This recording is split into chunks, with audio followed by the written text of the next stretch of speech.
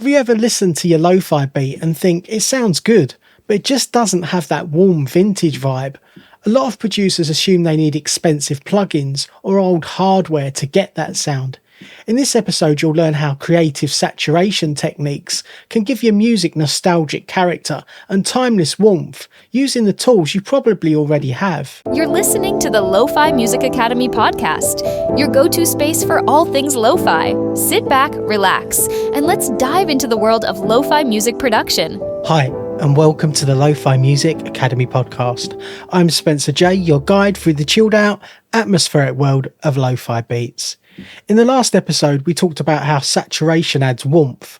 We explored why perfectly clean sounds can sometimes feel sterile and how subtle saturation can make your music feel richer and more emotional.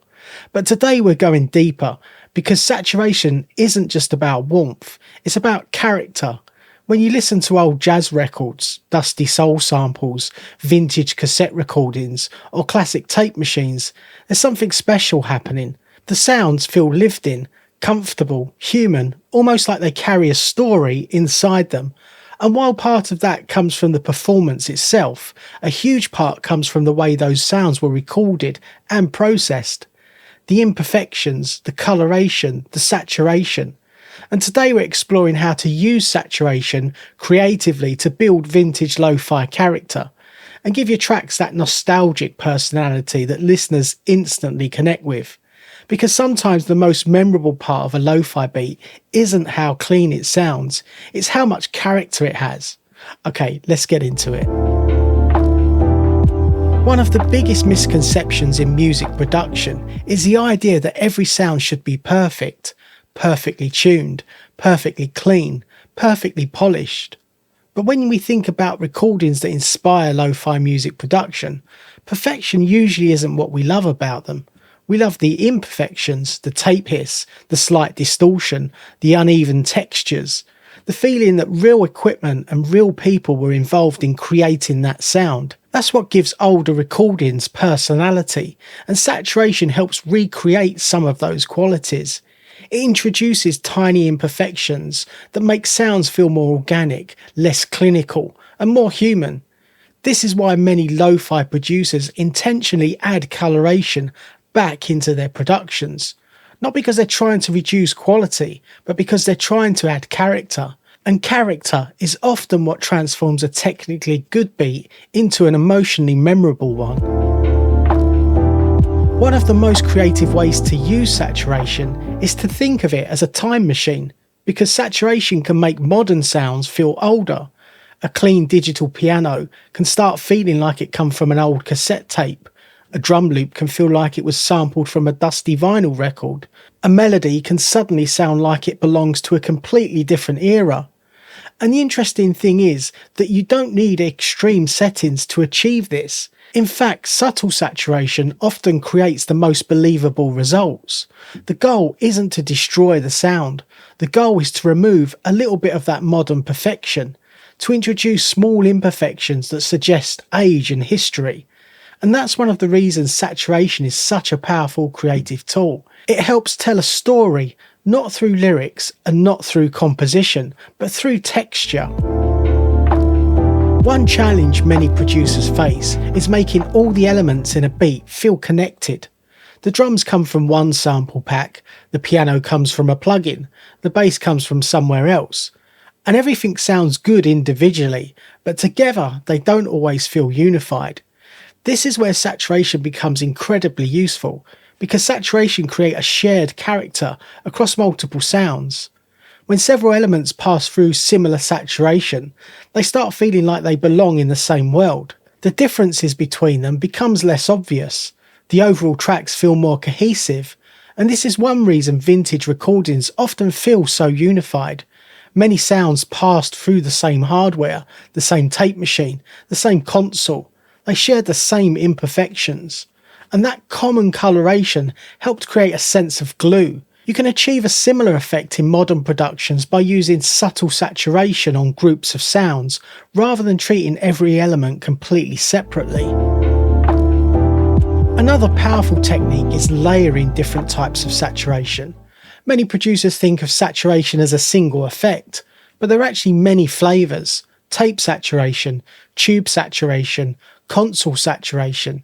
Each adds a slightly different type of character, and sometimes combining small amounts of different saturation styles creates more interesting results than using just one saturator heavily. For example, you might use tape style saturation to soften a piano, then use a subtle tube saturator on the melody bus to add warmth. Neither effect needs to be extreme, but together they create a richer texture. And this approach often feels more natural than trying to achieve everything with a single plugin. The key is restraint.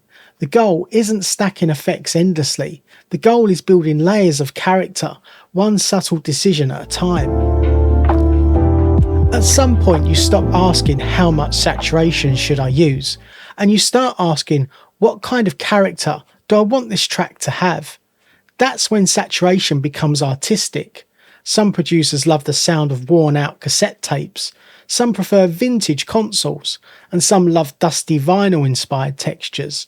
Others prefer subtle analog warmth that listeners barely notice consciously. None of these approaches are wrong, they're simply different creative choices. And over time these choices become part of your identity as a producer.